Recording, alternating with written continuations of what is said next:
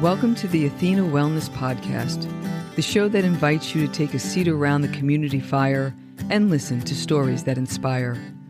I'm your host, Kathy Robinson, author, coach, and founder of Athena Wellness, a company that's dedicated to supporting you on your journey to live more wholeheartedly. Hello and welcome to episode 105. Thanks so much for joining me. I'm joined today by meditation and yoga teacher Mary Meckley, who is the creator and host of the Daily Meditation podcast, which has over 50 million downloads. Mary also offers a meditation app called Sip and Om, which includes all aspects of the meditation lifestyle and supports healthy habits, including meditation, journaling, and setting intentions. Mary lived in Japan for several years and studied ancient Japanese arts, such as flower arrangement and tea ceremony. She likes to say that her quest for inner stillness was launched by sipping a cup of green tea.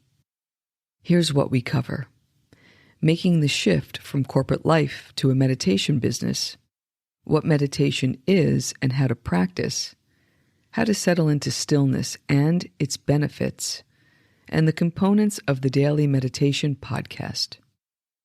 We end this episode with our Dose of Inspiration segment, where Mary shares some of the things that are lighting her up these days. And as always, I'll put links to those items, Mary's contact information, and her Daily Meditation podcast in the show notes. And now on to the show. I hope you enjoy the conversation. Mary, welcome to the Athena Wellness Podcast. Thanks so much for joining me today. Thank you for having me. I'm looking forward to this. Same here. Please share a bit about who you are and what you do. Well, I'm Mary Meckley, and I share ways for people to have a little more peace, energy, and clarity by meditating. From what I understand, you didn't always do this type of work. I believe you were in corporate before you decided to start your own business and focus on meditation. So can you take us through how you got to what you do today? Yeah. So I started my meditation journey actually in Japan. I didn't actually start fully meditating there, but that's where it started. I worked for a company in Tokyo, and I worked in the international relations department. I was the only foreigner and the only female, and there were several hundred colleagues on my floor. And every day, twice a day, actually 3 times a day, depending on how long you worked there were tea ladies. They were ladies who would come by and serve green tea. And this is very common in Japan.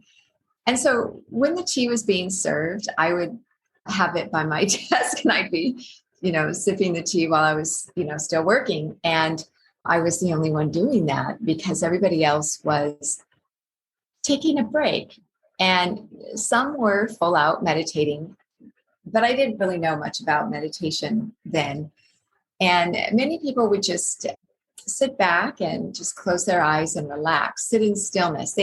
They all created stillness for themselves, whether they were meditating or whether they were sipping the tea. So they were not scrolling through their phones or looking at a magazine. They were just simply enjoying the stillness with the tea. And so this happened a few times a day. And I thought that I was really a hard worker and that I did not need my tea break, that I was so productive. I was just going to zip through. Sometimes I didn't even sip my tea. It would be cold and I was working. And so I noticed after a while that I thought the tea was so quaint, but I did not sit in stillness. I was just full speed ahead. And I realized that when my colleagues emerged from this break, that they were more focused and they had more clarity. And in fact, after these breaks, everything just seemed to come together. And I thought this was something that was a little frustrating for me when I worked while I was in Japan for 5 years, is that it seemed to take, I was ready to launch into what we were going to do and the plan and just do it from the moment I started work. But I found that in Japan, my colleagues took some time to unwind. And I thought they were kind of not doing anything. It used to frustrate me a little bit. I remember thinking, what? Are you serious? They're just sitting there. And they weren't just sitting there. They were thinking. There's a lot of head work that goes on too. I was working with engineers with, pulling pieces together. And so that's how it happened. They were working and reflecting.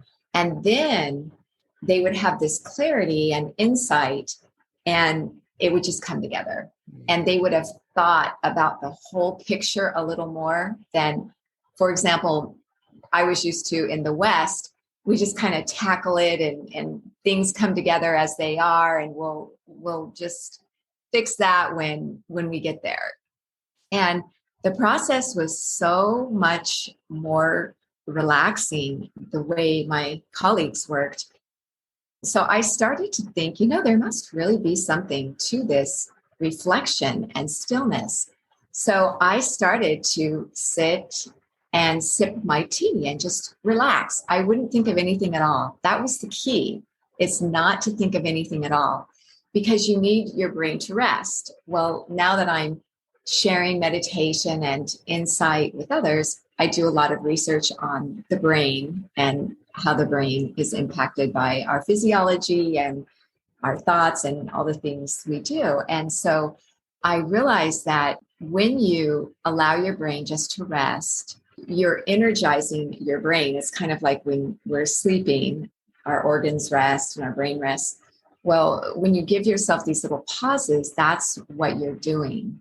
And so that is still what I do to this day. And it is such a better way to not feel so burnout while you're working, and really to be more in tune and in touch with your emotions. There were very few conflicts. And I know that, Japan society is pretty unique, pretty homogeneous and so forth.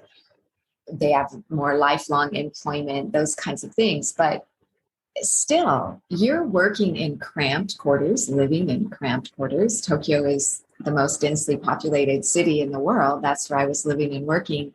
And it was really a pleasure. I was so sad to leave there. Even the jam-packed trains, everything was very congested. But this stillness is very integral to the culture and to people getting along. And so I continued to study.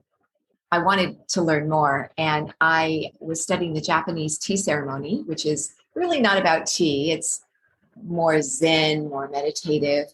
And I also studied Ikebana, the Japanese art of flower arranging, which is also very Zen. It's not really about the flowers as much as the connection with the moment, and very mindfulness based. And so these made a very strong impression on me.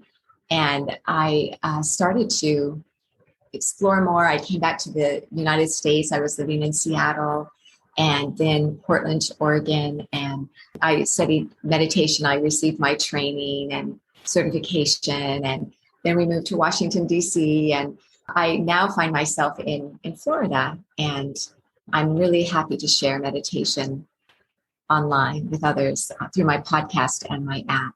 Mm-hmm.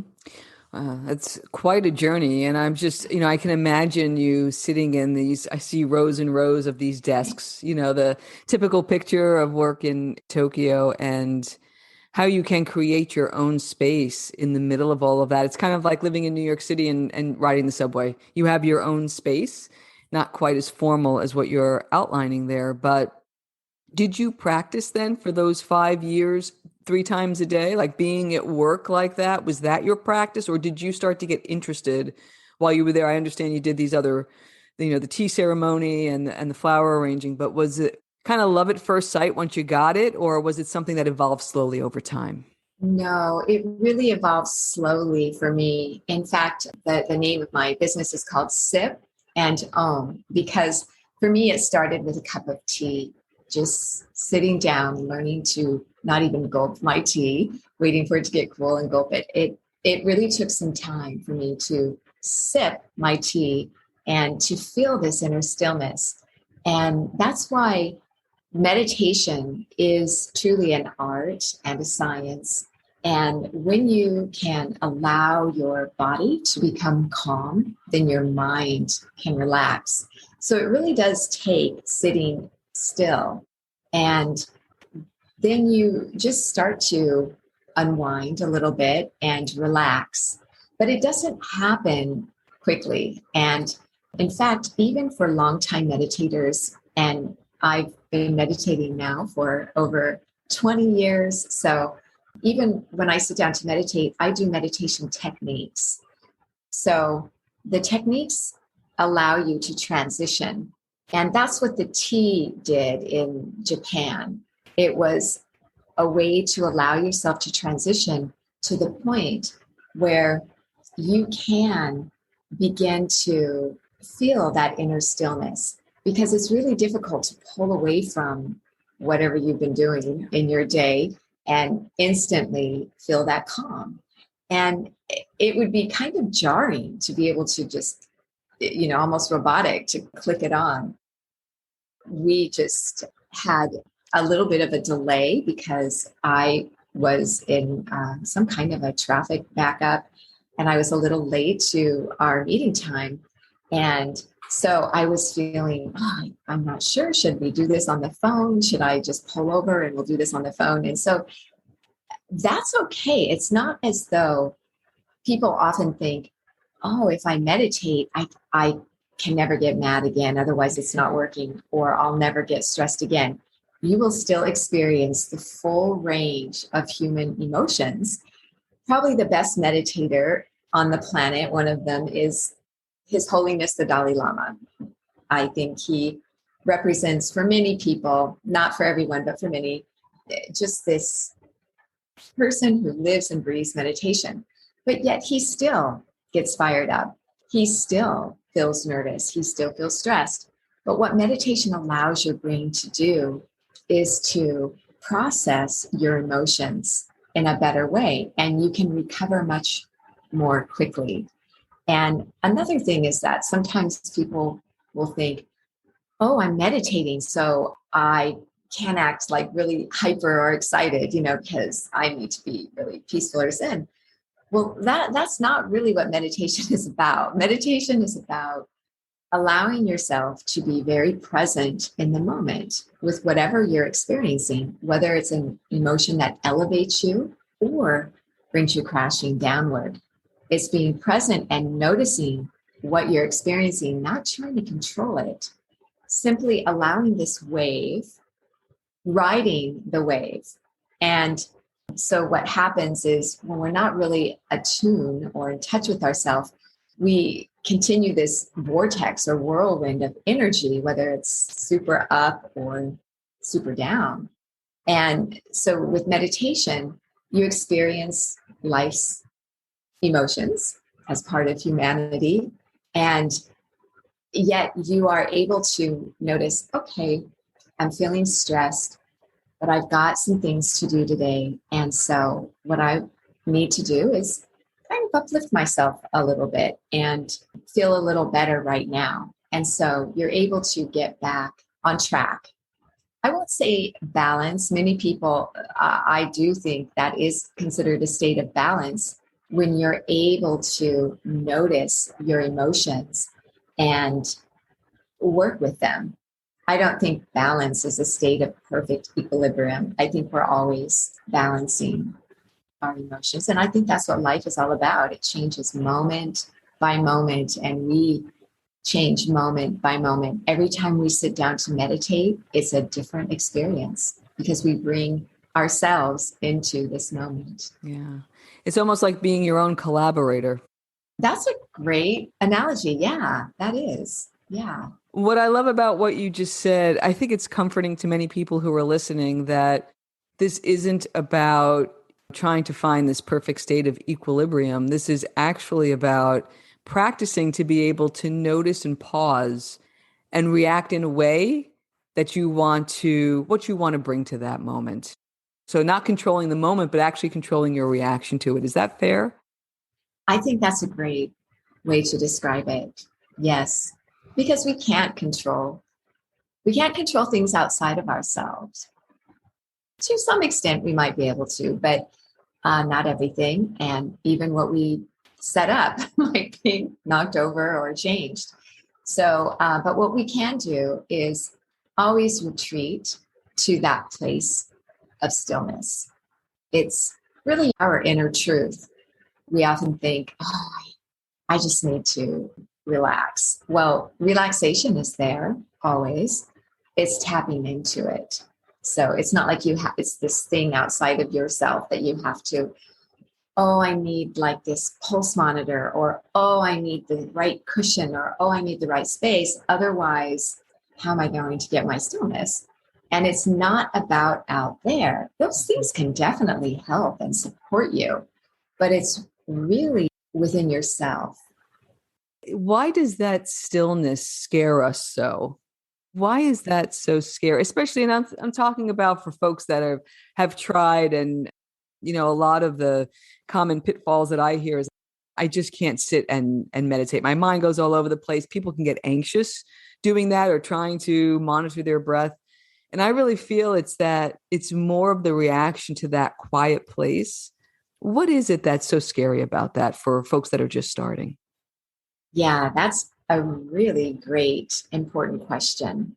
So I think what frightens people, or maybe not frightens them so much, but what makes them feel defeated before they even start is they feel that they are this certain way, and this is just how I am, and I cannot relax. I'm just this certain way. And what meditation does is it really invites you to an opportunity to get in touch with yourself, your inner truth. And a lot of times we cover that up with a mask. And we've worked so hard to get ourselves into this certain state or this certain way of being that we want to stay there. And when we think of meditating, we almost think that we might lose our edge. I remember sitting next to a comedian flying cross country from Los Angeles to Washington, D.C. And I remember he asked me, oh, what do you do? And I said, oh, I share meditation. And he said, oh, I could never do that because then I could never do my work. I'm a comedian. And I was thinking, actually, you could do your work so much better because you'd be in tune with the people, but much more. You'd also be in tune with yourself. I didn't say that because I think that we're all on our own journey, and it's important to meet people where they are. And meditation is not a religion. There's no dogma in meditation. Some religions, such as Hinduism, include meditation, and other religions, but meditation in and of itself is truly a way to calm your mind and body.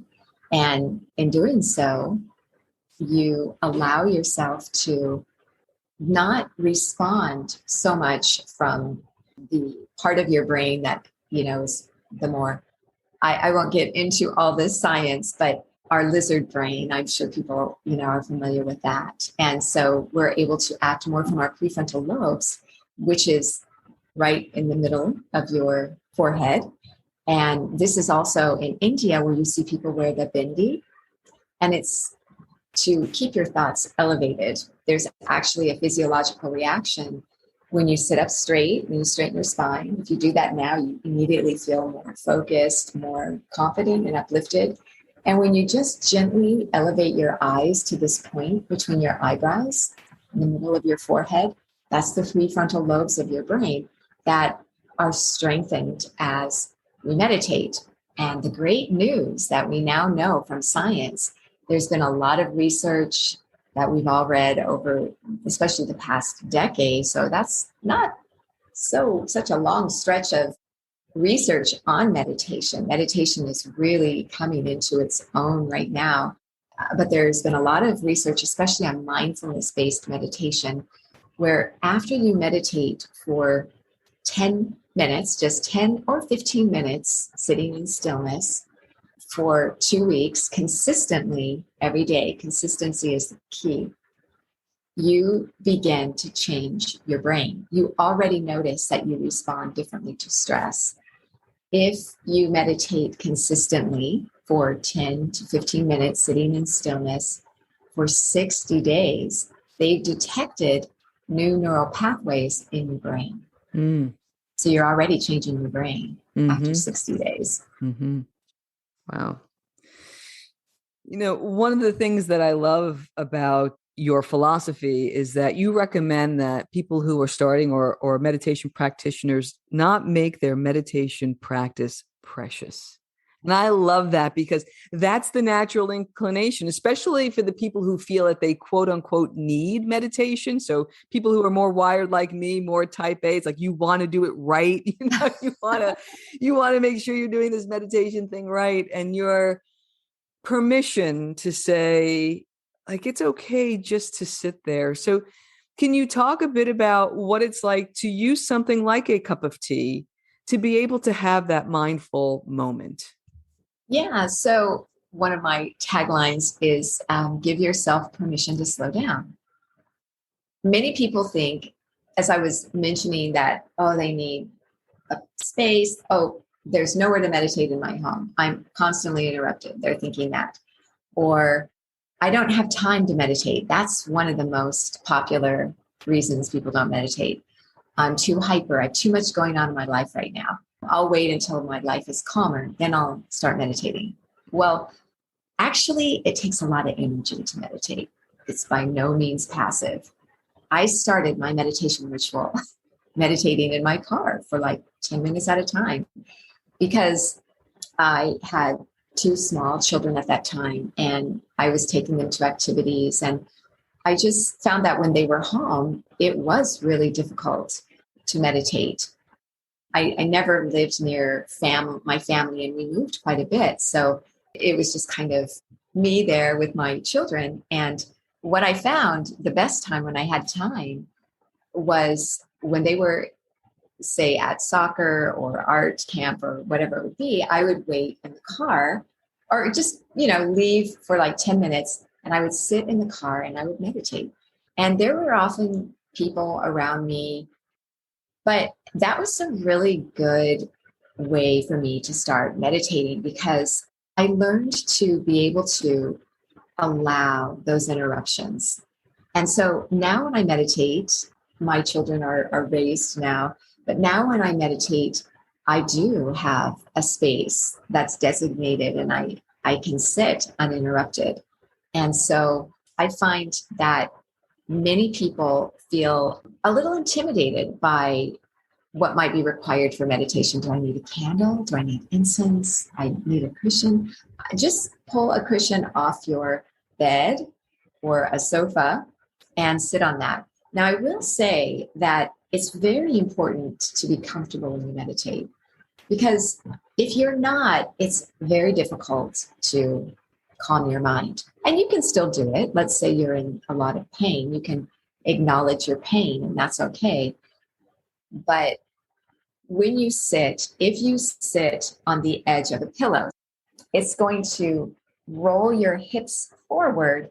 And this actually takes pressure off your spine, but it does something more importantly. It allows you to align your spine, keep your spine straight. Because if I was not sitting on the pillow, say I'm sitting in a chair now, I'm sitting in my chair, you can slump. But if you're sitting on the edge of the pillow, it allows you to, like I said, your hips roll forward and you're not hyper extending your back or arching it. Your spine is nice and neutral. Whether you sit on your bed, on your chair, or on the floor, pillows can be your best friend when you meditate. And it doesn't have to be fancy or elaborate. And you can meditate anywhere. You can make meditation happen anywhere. You can just sit down. I meditated in airports, on airplanes. I see lots of people doing that more and more these days. And you're just really gathering yourself, even if there's not stillness. You know that you're allowing the dust to settle, and that allows you to just emerge a little more refreshed. That's what's so interesting about meditation, is that one of the most common side effects of meditation is that you feel more confident. And the reason is because you feel energized, you feel calmer, but you feel ready to go and energized, very refreshed. So that's why in Japan, people would come back from that. They weren't groggy or sleepy from meditating.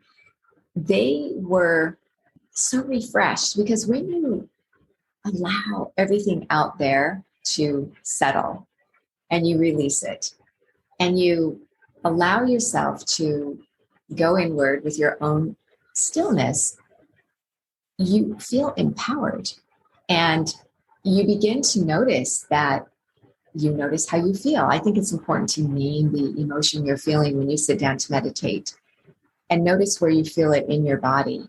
And I know we might be doing a guided meditation later today, so I'll guide you through this process. Everything I'm sharing now, I'll guide you right through that. But that is very important. People say, I never expected to feel so confident.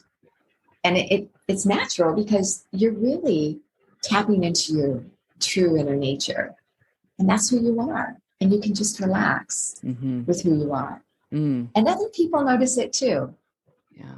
I love this idea of life as meditation, that you can do this anywhere. I will tell you, some of my best meditation sessions have been on airplanes. I used to travel quite a bit, but I love that no matter what. I mean, you had 2 kids and you were shuttling them all over the place. And it's like, I'm just going to take this 10 minutes in the car, as noisy as it is, and just be there. And so I think that's a wonderful, wonderful example. Thank you. You're welcome. You have an amazing show, a daily podcast. Can you tell the audience how it came about, what it is, and where they might be able to find it? Sure. I have a daily meditation podcast. So every day I share some insight about a theme. We explore a theme every week, and many of the themes come from the listeners. And I've done this show for 7 years, over 7 years now. And there's always a challenge for the week that's customized around the theme.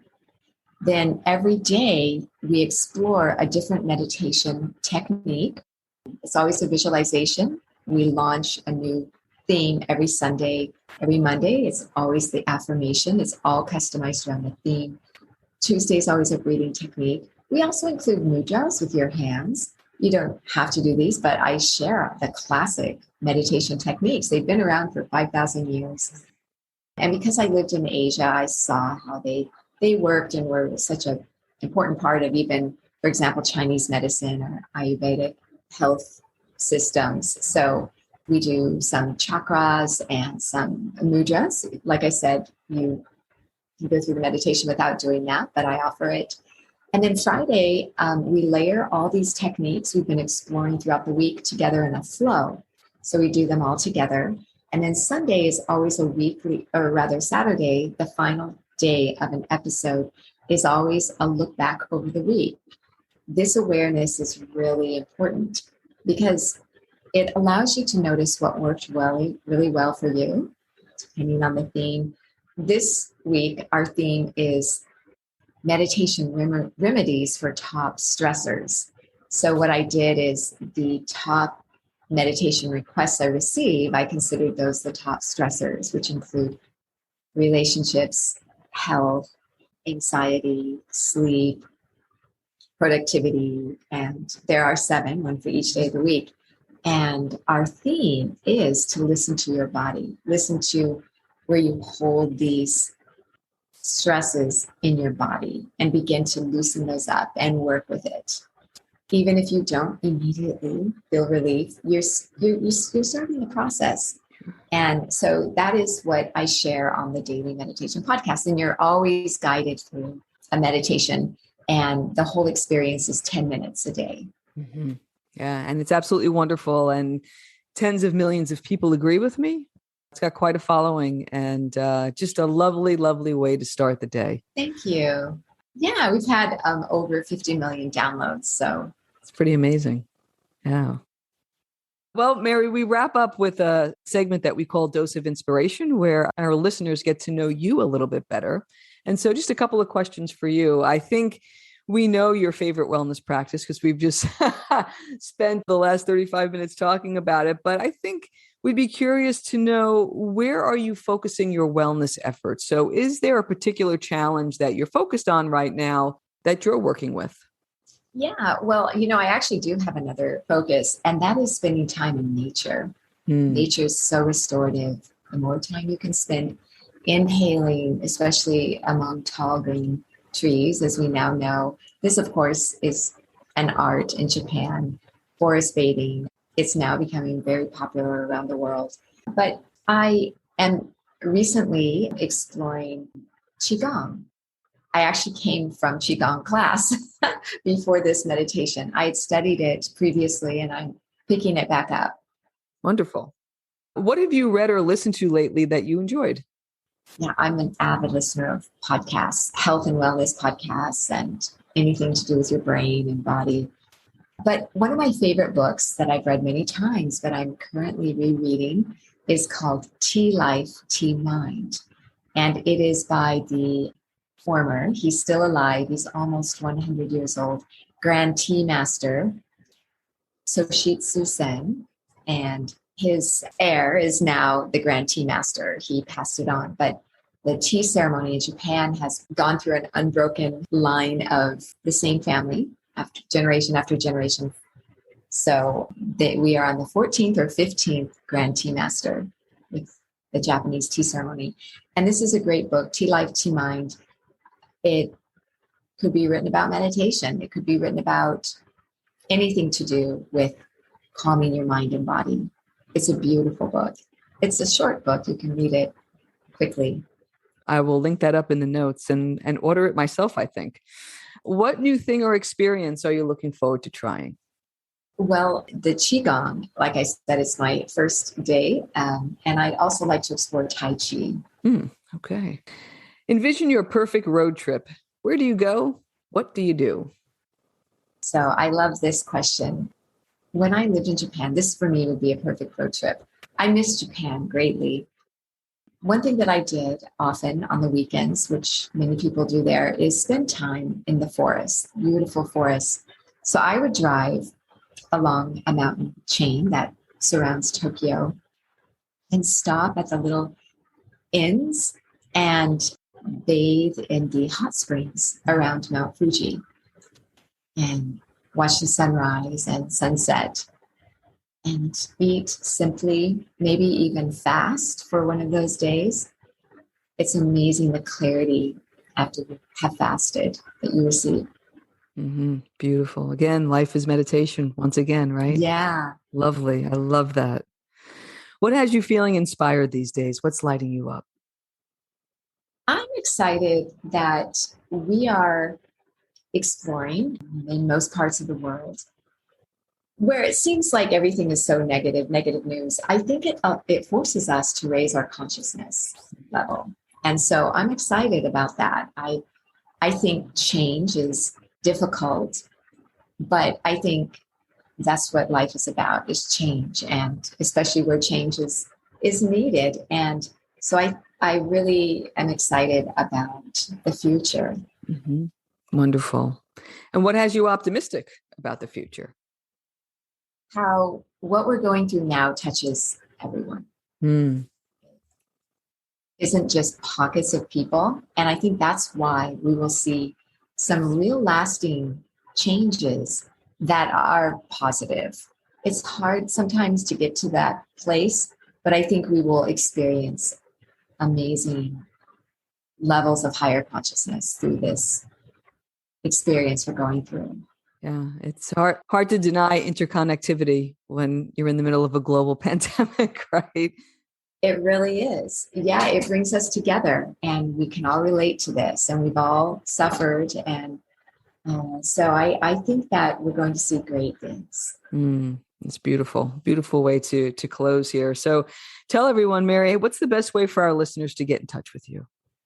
The Daily Meditation Podcast is there. And if people are to the point where they want to go into a little deeper guided meditation, longer than 10 minutes, the Sip and Own meditation app, they can try it for a week free. You get a journal and a slow down guide with every week's series.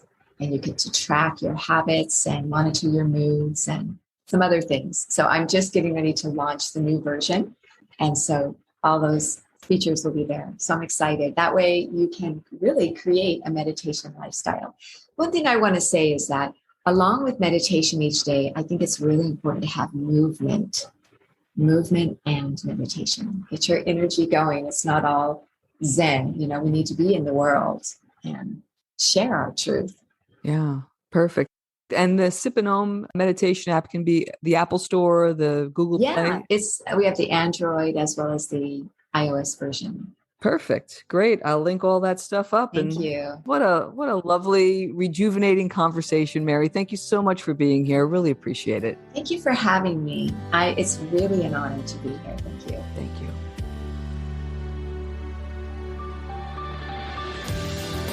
Thank you so much for joining me today. I know there are many ways you can spend your time. Thank you for choosing to spend it with me. Until our paths cross again, be kind to yourself and show your warrior spirit some love. If you know anyone who could benefit from today's episode, please pass it on.